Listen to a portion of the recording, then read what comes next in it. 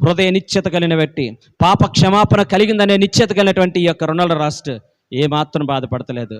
నాయనా నాకు హెల్ప్ చేస్తావా, నేను పడుకునేంత వరకు కూడా బైబిల్ చదువు, ఆ బైబిల్ మాటలో నీ నోటి నుంచి నేను వింటానన్నాడంటే.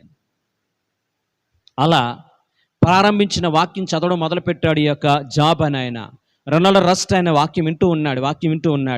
వాక్యం వింటూనే 1 గంట అయ్యేసరికి నిద్రలో జారుకున్నాడంటే. వాట్ ఎ మిరకల్, ఎంత అద్భుతం చూడండి.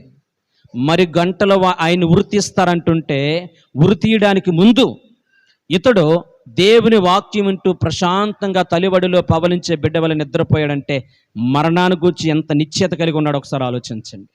పాప క్షమాపణ గురించి ఎంత నిశ్చయత కలిగి ఉన్నాడో ఒకసారి ఆలోచించండి. తనకంటూ ఒక నిరీక్షణ ఉంది, నన్ను దేవుడు క్షమించాడు. తనకంటూ ఒక నిరీక్షణ ఉంది, దేవుడు నన్ను చేర్చుకుంటున్నాడు ఆయన సన్నిధికి. తండ్రి చెప్పాడు కదా, వాక్యం చదివా కదా, నా తండ్రి ఇంట అనేక నివాసములు కలవు, లేని ఎడల మీకు చెప్పుతున్నా, నేను పాప క్షమాపణ పొందాను.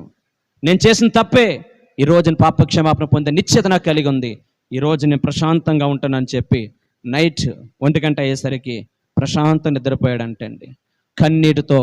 కన్నీటితో బైబిల్ తడిపినటువంటి జాబ్ అని ఆయన ఏం చేయాలో అర్థం కావక వెంటనే, ఇంత మంచివాడిని నేను పోగొట్టుకుంటున్నానా, పరలోకం నేను చూస్తానని చెప్పేసి వెంటనే ఆ బైబిల్ పక్కన పెట్టి మోకాల్లోని నిద్రపోతున్నటువంటి నిద్రపోతున్నటువంటి రొనాల్డో రస్ట్ నుదుటి మీద ప్రేమపూర్వక ముద్దు పెట్టాడు.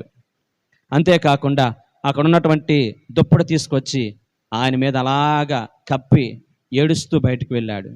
ఏడుస్తూ బయటకు వెళ్తే 1 గంట అయ్యేసరికి, బాబు లేగు, తెల్లవారుజామునే ఉరి తీస్తారు. ఆ జైలు అధికారి వచ్చి లేగరా బాబు అని లేపి తీసుకెళ్తా ఉంటుంటే సంతోషంగా ఆ ఉరి శిక్షకి వెళ్తా ఉంటే అంటాడు కదా, ఈ రోజున నా జీవితంలో నా తండ్రి లాంటి జాబ్ గారి దగ్గర నుంచి ప్రేమపూర్వకమైన ముద్దుని పొందుకోవడానికి, ఆ తండ్రి భావం నాకు కలగడానికి నాకు ఇన్ని రాత్రులు పట్టిందే, ఇది నా జీవితానికి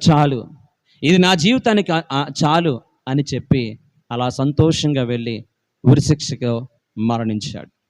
ఈ యొక్క జరిగినటువంటి యథార్థ సంఘటన బట్టి నీకేమర్థమైంది?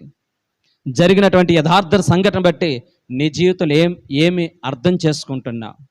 ఈ రోజున రొనాల్డో రస్ట్ అని ఆయన మారడానికి, తిరిగి పునరుద్ధరింపజేసుకోవడానికి, ఆ యొక్క ఉన్నతమైనటువంటి అనుబంధాలను ఏర్పరచుకోవడానికి దేవుడు అతనికి ఇచ్చిన అవకాశము, కనికరము. ఆ